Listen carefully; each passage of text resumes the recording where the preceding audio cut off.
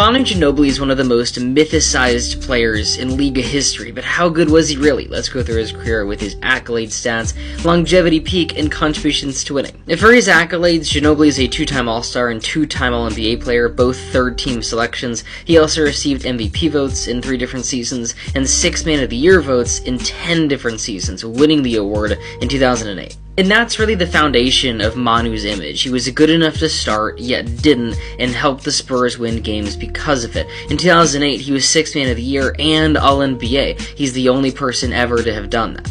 He also received all defensive votes in 8 different seasons, and for his stats, his steals per game stand out the most. He placed in the top 20 in 5 different seasons. Manuu's game was just crafty. It's like the best way I can describe it. He was fearless, he had great handles, a good passing touch, he shot the ball well from 3 and the free throw line, a scrappy defender. He was the spark plug for the Spurs. And for his longevity, Ginobili played 16 seasons and over 1,000 games, and he was an impact player until the very end.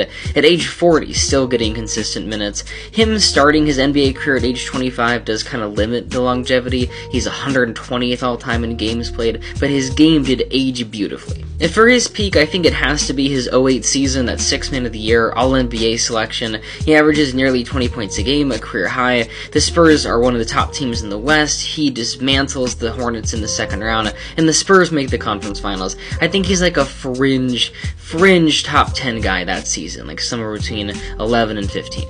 And for his contributions to winning, he is a foundational piece of the Spurs dynasty. He plays in 40 playoff series, wins 29 of them, makes 8 conference finals, 5 finals, wins 4 championships, and he's amazing in the 05 finals, almost winning finals MVP. For one of the greatest dynasties ever, Ginobili was Weapon X for the Spurs. He kind of snuck up on you. In Game 6 of the second round against the Suns, although some Robert Horry hip check controversy looms over this, he had 33 points, 11 rebounds, 6 assists, and 4 steals, and the Spurs closed out the series. When I think people get carried away with Ginobili's ranking is when they start projecting too much. Like, oh, he came off the bench, but he actually was Kobe. He was James Harden. They just didn't know it because he came off the bench.